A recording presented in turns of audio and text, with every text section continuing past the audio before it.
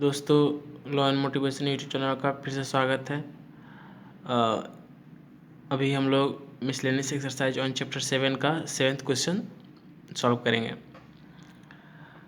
7th question में आपको पहले दिखा देता हूँ। बोल रहा है, in examination question paper consist 12 question divided into 2 parts, that is part 1 and part 2 containing 5 and 7 question respectively. A student is required to attempt 8 question, है ना, 8 question in all, selecting at least 3 from each part. In how many ways can a student select the question, है ना। Question में आपको इधर briefly describe करता हूँ। ठीक, टोटल क्वेश्चन कितने दिए गए हैं? 12। इस पे 2 पार्ट है ना, पार्ट 1 पार्ट 2। पार्ट 1 में 5 और पार्ट 2 में 7, 7 5 12 हो गया टोटल क्वेश्चन। बोल रहा है एक स्टूडेंट को टोटल 8 क्वेश्चन, इन दोनों पार्ट को मिला करके both part is 8 question he solve करने हैं इसको, सिर्फ 8 क्वेश्चन, है ना। और ये भी शर्त है एक ठो कि एटलीस्ट 3 क्वेश्चन इच पार्ट होना चाहिए, मतलब कम से कम इसमें से भी 3 और इसमें से भी 3, कम से कम 3 से कम 2 नहीं हो सकता है, किसी पार्ट में 2 नहीं हो सकता। ठीक, तो कंडीशन क्या होंगे? चलो, पार्ट 1 है ना, पार्ट 2, मतलब कम से कम 3 क्वेश्चन तो होने ही है, 3 क्वेश्चन होने ही है।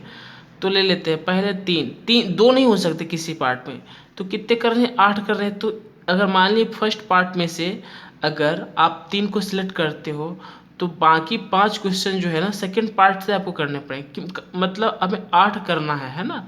तो 8 से कम तो बनाओगे नहीं, तो 3 एक में ले लेते हैं, तो दूसरे में कितना करना होता है? 5 करना पड़ता है। चलो एक इसमें बढ़ा दो, अगर 4 करते हो तो इसमें से कितना करना पड़ेगा? 4 4 8, 8 ही क्वेश्चन है तो इसमें से 4। अगर इसमें से अगर 5 आप कर लेते हो तो इसमें कितना?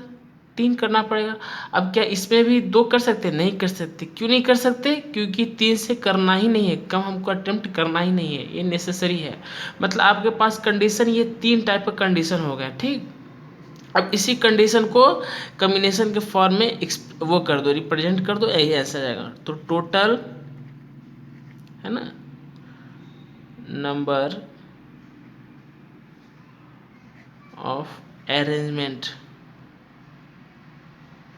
ठीक, हम डायरेक्टली लिख देते हैं। टोटल नंबर ऑफ अरेंजमेंट क्या हो जाएगा?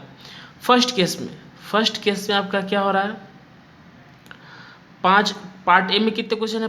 5, उसमें से आपने कितने चुने? 3। ठीक, और ये फर्स्ट केस की बात कर रहे हैं। फर्स्ट केस में क्या है? ये आया ना फर्स्ट केस में, ये दोनों है ना। सेकंड केस ये, थर्ड केस ये, है ना, समझ में आना चाहिए। पहले केस पार्ट से आपने 3 क्वेश्चन लिए थे, 5C3। सेकेंड पार्ट में कितने क्वेश्चन है? टोटल 7, 7 में से आप कितने लिए? 5, 7C5। अब आया सेकेंड पार्ट प्लस, है ना, सेकेंड पार्ट में प्लस, और में होता है मल्टीप्लिकेशन, और सेकेंड जहाँ जा रहे हैं उसमें। अब इधर देखिए, फिर इसमें कितने? 4 क्वेश्चन सेलेक्ट करने हैं। किसमें से? पार्ट 1 में। पार्ट 1 में 5 में से आपको 4 सेलेक्ट करने हैं, और उसके बाद पार्ट 2 से आपको कितने करने हैं? 4, तो 7C4। ठीक, अब थर्ड केस में आइए, जिसमें 5 और 3 का वो कॉम्बिनेशन है। फर्स्ट पार्ट में कितने हैं?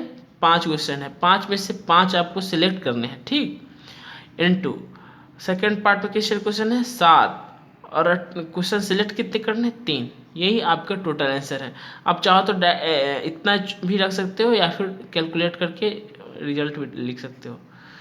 2 इंटू 1 यही होगा, into 7 into 6 divided by 2 into 1, ये हो जाएगा 5 इंटू 7 इंटू 6 इंटू 5, हो जाएगा 3 इंटू 2, प्लस ये हो जाएगा 1 इंटू, आपको मतलब हम पूरा डिस्क्राइब नहीं कर रहे हैं, ये सब आपको मतलब ये बेसिक है, इसलिए हम डायरेक्टली लिख रहे हैं। 7 into 6 into 5 divided by 3 into 2, cancel, 3 दूना 6 से, 3 दूना 6, 3 दूना 6 से 6, 2 दूना 4, कैंसिल, कितने बच रहे हैं? 5 इंटू 7 इंटू 6 प्लस ये हो जाएगा आपका 35 इंटू 5, प्लस ये हो गया 35, मेरे पास कैलकुलेटर है, मैं बता देता हूँ आपको। 35 × 6 प्लस 35 × 5 प्लस 35, आपको 420 टोटल आंसर आए। कितने आए इसके रिजल्ट? 420। आप लोग आंसर चेक कर लीजिएगा, है ना, क्रॉस चेक। ठीक दोस्तों, चल बढ़ते हैं अगले प्रश्न की ओर। अगला प्रश्न है आपका 8वां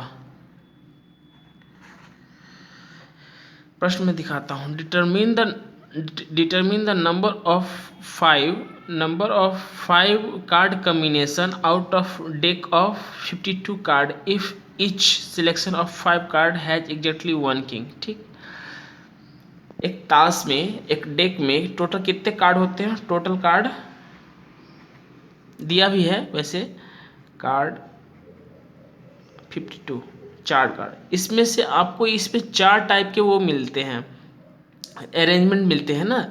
इसमें से 13 पत्तियों का एक 4 कॉम्बिनेशन होता है। तो टोटल 4 पार्ट्स ऑफ डेक, है ना। Total 4 part of deck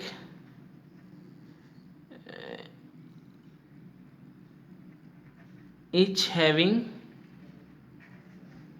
13 card. ठीक, 13 कार्ड। तो टोटल किंग और क्वीन और ETC, है ना, जितने भी है ना, उसको कितने नंबर्स ऑफ होंगे? अच्छा, टोटल किंग मतलब कहने का मतलब ये है कि टोटल किंग कितने होंगे? 4 होंगे। टोटल क्वीन कितने होंगे? और भी बहुत सारे होते हैं, गुलाम होते हैं वगैरह वगैरह, बहुत सारे चीज़ होते हैं, नहला दहला इक्का वगैरह, बहुत सारे चीज़ होते हैं। तो सारे के सारे 13 टाइप के होते हैं और 13 4 टाइप के होंगे। इसमें से बोल रहा है कि 5 का ही कम्बिनेशन करना है। 1 2 3 4 5, है ना। बोल रहा है कि 1 हैज एग्जैक्टली 1 किंग। इसमें से जो 5वां है ना, पांचों में से कोई एक एग्जैक्टली आपका एक किंग होना ही चाहिए। मान लीजिए आखिरी वाला को हम एक किंग, इस आखिरी पे एक किंग तो आपका होना ही, इसको फिक्स करना है। ठीक, अब देखिए सबसे पहले तो टोटल किंग कितने हो गए? 4, है ना। टोटल किंग 4, रिमेनिंग कार्ड कितने बचे? 52 - 4 कितना? 48। टोटल इतने बचे। अब कह रहा है, इससे आप देखिए टोटल नंबर ऑफ अरेंजमेंट पूछ रहा है, जिसमें से मतलब एक पर जो है ना, कम से एक पे आपका किंग आना ही है। तो किंग को सिलेक्शन कितने? 4 में से एक कर लेंगे, है ना। तो डायरेक्ट लिखते हैं हम लोग total number of combination, directly answer लिखते हैं ना। देखो एक प्लेस पे आपको किंग चाहिए, ठीक, तो उसका सिलेक्शन क्या होगा? तो हमारे पास टोटल 4 किंग है, चारों किंग में से कोई एक आ सकता है ना। तो 4C1, है ना, एक 4 किंग में से कोई एक आ सकता है ना। उसके बाद और मल्टीप्लाई बाय, अब टोटल कितने बचे? 48C। अब 5 में से एक तो हमने फिल कर दिया, किसके द्वारा? किंग द्वारा। तो रिमेनिंग 4 है, तो चारों को किससे भरोगे? 48 से। तो 48C4, इसके द्वारा ही हमको वो करना है। आपको किताब में इतना तक ही रह दिया, आप चाहे तो नेक्स्ट भी कर सकते हो, लेकिन हम भी यहीं तक छोड़ रहे हैं, है ना। इसका कैलकुलेशन थोड़ा बड़ा होता है, कैलकुलेशन हम निकाल सकते हैं वैसे, चाहे निकाल ही दो। 4 × 48 × 47 × 46 × 45, वैसे किताब में नहीं है। 4 × 3 × 2 × 1, 4 से 4 कैंसिल, इसका आंसर हो जाएगा 48 × 47 × 46 × 45। ये आपका आंसर आ रहा है 4, सॉरी, डिवाइडेड बाई 6। ये आपका आंसर आ रहा है 778320। ये है सर, किताब में वैसे ये दे रहा है, आप इसको मतलब सिंप्लीफाई करके ऐसे भी लिख सकते हो, कोई दिक्कत नहीं है ना। चलिए अब हम लोग बैठते हैं, मतलब बढ़ते हैं 9वें प्रश्न की ओर। इससे बोल रहा है it is required to sit 5 men and 4 women in a row so that women occupy even place. How many each arrangement are possible? men कितने हैं 5, वुमेन कितने हैं 4, ठीक। अब तो टोटल कितने हो गए 9 हो गए, चलो 9 स्पेस का बनाना टोटल का है ना, 1 2 3 4 5 6 7 8 9 है ना।